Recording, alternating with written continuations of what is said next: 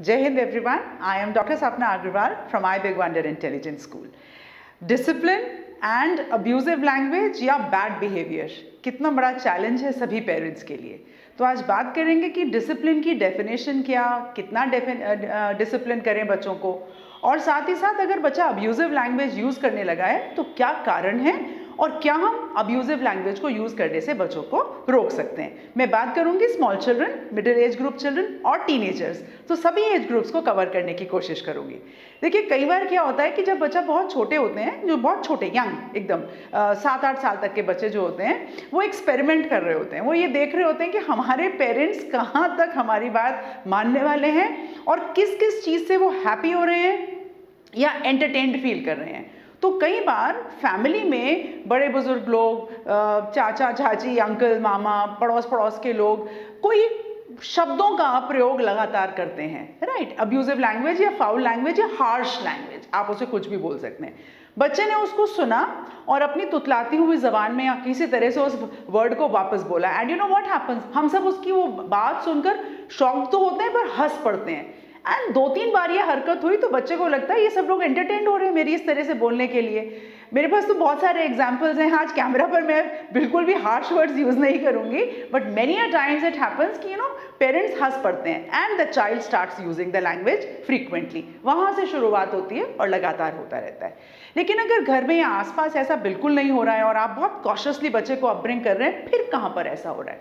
कई बार बच्चा घर में जाकर बोलता आई हेट दिस, तो आप बोलेंगे हेट्रेड का वर्ड तो मैंने कहीं यूज़ ही नहीं किया, राइट। आप इतने कॉशियस पेरेंट्स हैं कि टेलीविजन में भी अगर कोई ऐसी चीज़ आ रही है तो आप बहुत केयरफुली उसको यूज़ कर रहे हैं। ध्यान रखें बच्चों का फ्रेंड सर्कल क्या है, और वो इवनिंग में अपनी टाइम या प्ले डेट्स या प्ले खेलने के लिए बच्चे कहाँ पर जा रहे हैं। तो अगर वहाँ पर कोई बच्चा ऐसा आ रहा है कि जो हार्श लैंग्वेज यूज़ कर रहे हैं या बहुत ज़्यादा अग्रेसिव हैं, you all what you have to tell the parents is कि फ्यू डेज़ के लिए हम लोग अपने बच्चों को कहीं और पर एंगेज कर रहे हैं, so my child will not be coming to play with your child, right. So the idea is that when the child is very small, you have to start identifying the various reasons why this kind of a thing is happening. Tensions और tears के ऊपर मैंने पहले भी एक video बनाया है, आप उसको रेफर करें, उस वीडियो को देखें उसको, और फिर उसके बाद मुझे वापस यहाँ पर आप रेफर कर सकते हैं। तो बच्चे जिद बहुत बार करते हैं और जिद भी इनडिसिप्लिन का हिस्सा है। पहली बार जब बच्चा जिद करे, आइडियली यही है कि हम वहीं पर उसको कर्व डाउन करें। कई बार बच्चे जब स्कूल से वापस आ रहे होते हैं या बाहर से कहीं वापस आ रहे होते हैं तो वो इस बात पर खुश नहीं होते कि उनको क्या मिला, क्या चीज़ नहीं मिली, उससे सैड होकर घर में एंट्री लेते हैं। तो I think right from the beginning हम बच्चों के साथ कुछ रूल्स बनाएं। तो कौन सी एज ग्रुप से हम स्टार्ट करेंगे? बच्चे के पैदा होने के बाद लगभग जब तक 6 महीने तक बच्चा बड़ा हो रहा है, उसको हमारी बहुत सारी चीज़ें समझ में आने लगती हैं और बच्चा होम रूल्स को या ऐसी चीज़ों को भी समझने लगते हैं और लैंग्वेज लगातार बच्चे के कान पर पड़ रही है। अब ये जो मिडिल एज ग्रुप वाले चिल्ड्रन हैं, राइट, एडोलेसेंस और बड़े हो रहे हैं ये लोग, यहाँ पर बच्चा काफ़ी एक्सपोज्ड हैं, अपने आप से बहुत सारी चीज़ें समझने लगे हैं, इधर उधर दीन दुनिया को भी समझने लगते हैं, फ्रेंड्स के साथ अकेले में बैठकर बातचीत करते हैं, अपने गुस्से को जाहिर भी कर पाते हैं, नहीं मुझे बात करनी है, मुझे आज खाना नहीं खाना है, मुझे ये बिल्कुल अच्छा नहीं लग रहा है, ऐसी चीज़ें आपको बताने की इनडायरेक्टली कोशिश करते हैं। या ऑब्जर्व कर रहे हैं कि मम्मी और पापा के बीच में कोई छोटी मोटी कोल्ड वॉर हुआ और फिर घर में क्या हुआ, या और ऐसे इंसिडेंट्स जो आसपास हो रहे हैं। We have to be very careful.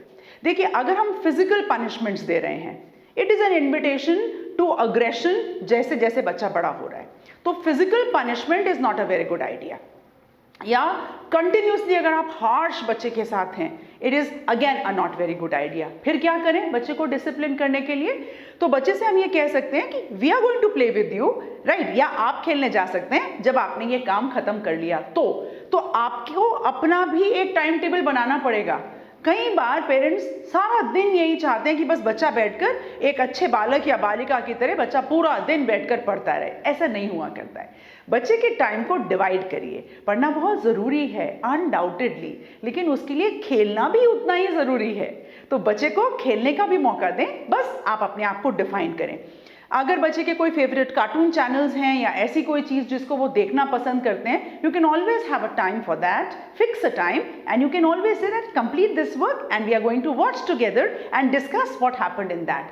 सो जो मिडिल एज ग्रुप में बच्चे होते हैं, आप उनके साथ कुछ डेफिनेशंस, सीमाएं तय कर सकते हैं। अब बात करती हूँ टीनेजर्स की। देखिए, बच्चे बड़े हो गए हैं पर अभी बच्चे ही हैं, लेकिन वो अपने आप को बड़ा समझने लगे हैं। अब तक वो आपकी बात मान रहे थे कि बाहर जाते वक्त क्या पहने, आपने जो बताया उन्होंने वो पहन लिया, लेकिन अब आप जो कहते हैं वो बिल्कुल उसका उलट करना चाहते हैं। तो ये टीनेजर्स, बॉडी में हार्मोनल चेंजेस भी आ रहे हैं, फिजिकल अपीयरेंसेस भी चेंज हो रही हैं बच्चों की, फ्रेंड सर्कल बड़ा होता जा रहा है और बहुत सारे सीक्रेट्स होने स्टार्ट हो गए हैं। कई बार बच्चों के दरवाजे के बाहर आपने लिखा है देखा होगा कि do not enter without my permission. अपने घर में अपने मम्मी पापा के लिए signal, I think it's not a very good idea, right. ऐसी कोई चीज़ बिल्कुल उनकी अपनी पर्सनलाइज्ड हो सकती है, पर यहाँ पर आपको इनडायरेक्ट सिग्नल्स मिल रहे हैं कि the child is not liking your interference, या वो अपने आपके लिए बहुत इंडिपेंडेंस चाहते हैं। क्या करना होगा हमें एज अ पेरेंट, क्योंकि इनडिसिप्लिन होना स्टार्ट हो सकता है। कई बार टीनेजर्स के ग्रुप में देखा है फादर या मदर के साथ ऊंची आवाज में चिल्लाकर बोलना, मतलब एक नॉर्मल सी चीज हो जाती है तो, कि बच्चे वक्त चिल्लाकर बोलने लगते हैं घर में, थोड़ा सा अनकंफर्टेबल सा एटमॉस्फेयर हो जाता है। हम कई बार इसको फादर सन ईगो बोल देते हैं, या मदर डॉटर के बीच में कोई ऐसी चीज बोल देते हैं, पर इसको हम लोग ऐसा अनदेखा नहीं कर सकते। We just can not let it go. So what should we do? Number one, start identifying the friend group of your friends, of your child. It is very important. क्योंकि बच्चा किन के साथ उठ बैठ रहा है, कौन उसके फ्रेंड सर्कल में है। आप एकदम से उस फ्रेंड सर्कल को रोक तो नहीं सकते हैं, लेकिन आप उसको कंट्रोल कर सकते हैं। अगर उनकी लैंग्वेज फाउल है, I think there should be a rule. Nobody is going to rule. कई बार बच्चे हमारे सामने नहीं बोलते हैं, आपस में बाहर जाकर कुछ बोलते हो। अगर वो हमारे सामने नहीं बोल रहे हैं, so they understand that there is something wrong which we are doing. बहुत सारी बार कुछ ऐसे वर्ड्स होते हैं, उसकी किसी बच्चे की मदर बार बार बोल रही थी, पापा बार बार बोल रहे थे, या उन्होंने कई बार ऐसी चीज़ों को फिल्मों में लगातार देखा। द चाइल्ड विल बिना चाहे अनकॉन्शियसली, सबकॉन्शियस माइंड से बच्चा वो वर्ड बोलेंगे। Very important for both mother and father to keep grooming your child. And when I use the word grooming, grooming का मतलब है कि बच्चे के साथ हम क्या, उसके कानों में क्या पड़ रहा है, वो क्या देख रहे हैं। So it's very important. आज मैंने आपके साथ बात करी बहुत छोटे बच्चों को डिसिप्लिन करना और abusive language, middle age group बच्चों को के बारे में, और टीनेजर्स के बारे में। खैर, टीनेजर से रिलेटेड तो बहुत सारी चीज़ें हैं जो मैं आपके साथ आगे भी बात करूंगी, क्योंकि यहाँ से बच्चा अब धीरे धीरे एडल्टहुड की तरफ और इंडिपेंडेंस की तरफ बढ़ रहा है, और धीरे धीरे डायरेक्ट पेरेंटिंग की जगह इनडायरेक्ट पेरेंटिंग का रोल स्टार्ट हो जाता है, राइट। मैं हमेशा कहती हूँ, everybody has a right to say I big wonder.